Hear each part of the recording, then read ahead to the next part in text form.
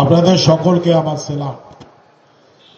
মঞ্চে উপস্থিত হযরত মৌলানা সিদ্দিকুল্লাহ চৌধুরী ও জামাতে উলেমা হিন্দের সমস্ত নেতৃত্ব এবং আপনারা সকলে, আপনারা আজ এখানে উপস্থিত হয়েছেন তার মূল কারণ ভারতের সংবিধান রক্ষার জন্য। তাই আপনারা সকলে ভারতের সংবিধান রক্ষার এক একজন সৈনিক। আপনাদের আজকে লড়াই করতে হচ্ছে ভারত স্বাধীনতার প্রায় ৭৮ বছর পর, সংবিধান রচনার ৭৫ বছর পর এই সংবিধান রক্ষা করার জন্য। কারণ কি হয়েছে? আমাদের মূল সমস্যা হলো আমাদের কেন্দ্রীয় সরকার।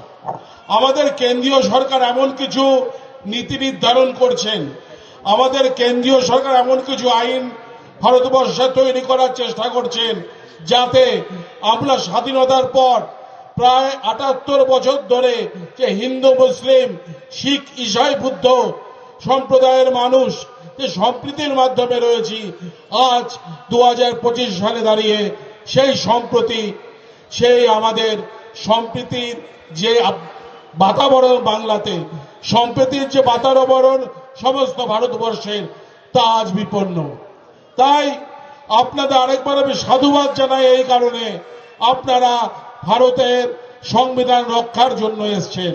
আপনারা অনেক দূর দূরান্ত থেকে এসছেন, কেউ কোচবিহারের প্রত্যন্ত প্রান্তর থেকে এসছেন, কেউ আলিপুরদুয়ার জেলা থেকে এসছেন, শুধু ভারতের সংবিধানকে ভালোবেসে।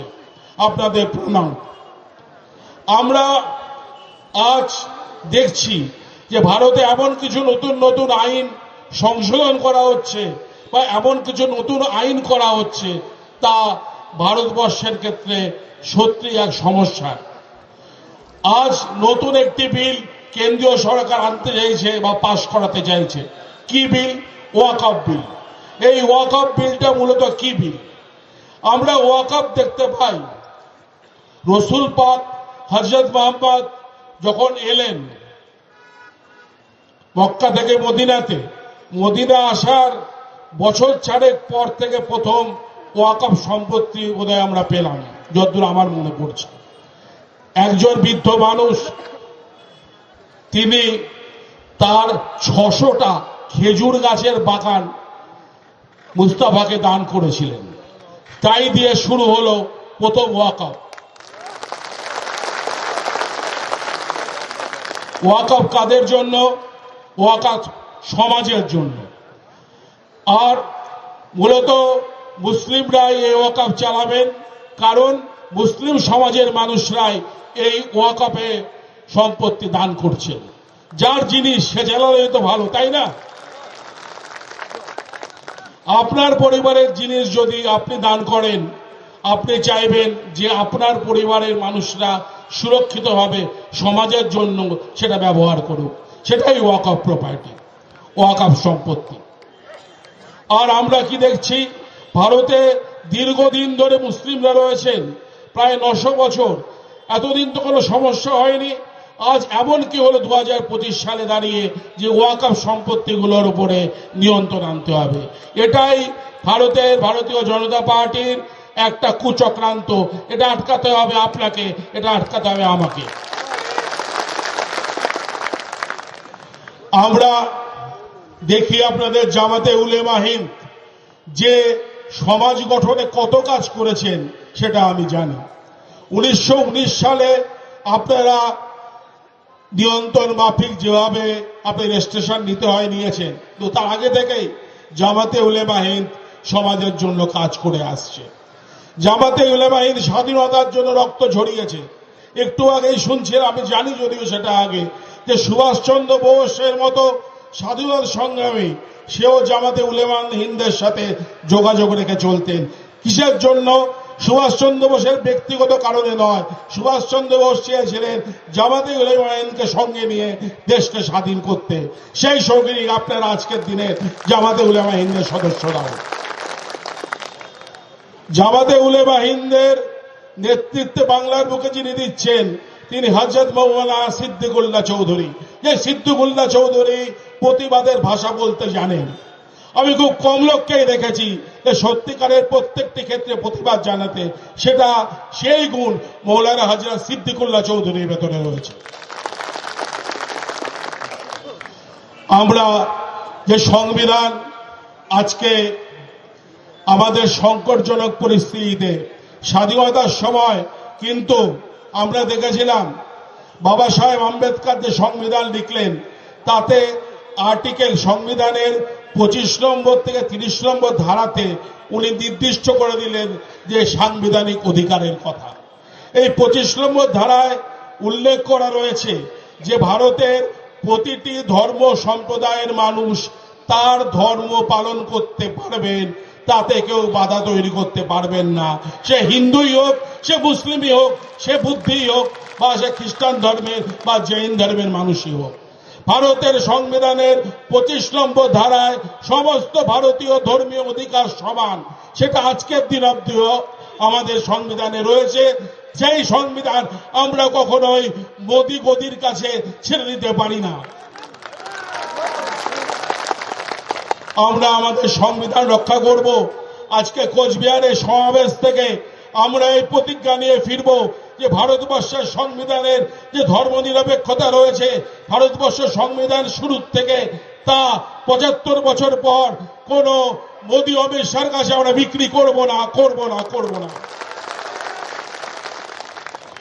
আমরা ভারতের নাগরিকরা প্রত্যেকে, সে হিন্দুই হোক, মুসলিমই হোক, বৌদ্ধ ধর্মেরই হোক, জৈন ধর্মের হোক, শিখ হোক, আমরা প্রয়োজনে বাংলা থেকে হযরত মৌলানা সিদ্দিকুল্লাহ চৌধুরীর নেতৃত্বে দিল্লি অবধি যাব। আমরা প্রয়োজনে অমিত শাহর গতি নড়িয়ে দেব, আমরা প্রয়োজনে মোদির গতি নড়িয়ে দেব, কিন্তু ভারতের সংবিধানের ধর্মনিরপেক্ষতাকে আমরা নষ্ট হতে দেব না। আজকে আমাদের কোচবিহার থেকে সেই প্রতিজ্ঞা করে আমরা যাব। আমরা তো বাংলার মানুষ। এই বাংলার বুকে 500 বছর আগে নবদ্বীপে, যেখানে আমার জন্মস্থান, সেই নবদ্বীপ ধামে চৈতন্য মহাপ্রভুর জন্ম হয়েছিল। চৈতন্য মহাপ্রভু তার জীবনে প্রায় 15 বছর প্রতিদিন কাজীর বাড়িতে যেতেন নৌকা পেরিয়ে। কি করতে? ধর্ম আলোচনা করতে। প্রতিটি ধর্মে বলে যে মানুষের জন্য আমরা জন্মেছি, আমরা মানবের সেবা করব।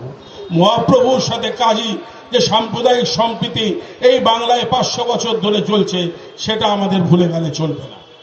আমাদের ভুলে গেলে চলবে না যে সেই সব দিনগুলো, যেসব দিনগুলোতে মদিনায় রসুল পাক শাসন করেছেন, আমরা হাদিস থেকে পাই রসুল পাকের শাসিত প্রায় 23.5 বছর ইসলামিক ইতিহাসে একটা শ্রেষ্ঠ শাসন। রসুল পাকের শাসনের পর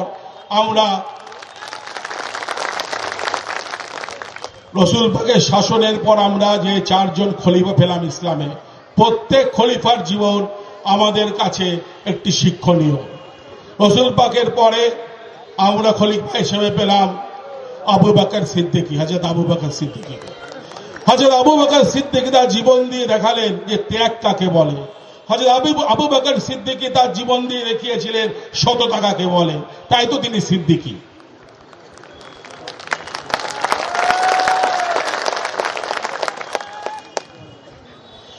তারপর আমরা পেলাম হযরত ওমরকে। হযরত ওমর তার জ্ঞান, তার অধ্যাবসায় দিয়ে ইসলামকে এমন একটা মার্গে নিয়ে গেলেন যে ইসলাম মানে একটি সঠিক সামাজিক মূল্যবোধ। তারপর আমরা পেলাম হযরত ওসমানকে। হযরত ওসমান তার জীবন দিয়ে দেখালেন যে ইসলাম মানে একটি মূল্যবোধের নাম ইসলাম। শেষে আমরা শেষ খলিফা পেলাম হযরত আলীকে। হযরত আলী তার শক্তি দিয়ে দেখালেন ইসলাম মানে প্রতিবাদ। তাই আমরা প্রত্যেকটি মানুষ, এই পৃথিবীর প্রতিটি মানুষ যারা ধর্ম বুঝি, তারা প্রত্যেকটি মুসলিমকে আমরা সালাম করি যে আপনাদের ধর্মকে সালাম, আপনাদের সালাম। আসুন আজকে হযরত মৌলানা সিদ্দিকুল্লাহ চৌধুরীর নেতৃত্বে আমরা শপথ নেই, আমরা ভারতের যে সংবিধান রয়েছে এটা ধর্মনিরপেক্ষ, যেটা সমস্ত ধর্মের জন্য সমান, সেই সংবিধানকে এই কোচবিহারে আমরা শপথ নিয়ে বলি যে রক্ষা করব করব করব। আমরা প্রতিটি ভারতীয় আমাদের ধর্মনিরপেক্ষ সংবিধানের প্রতি দায়বদ্ধ।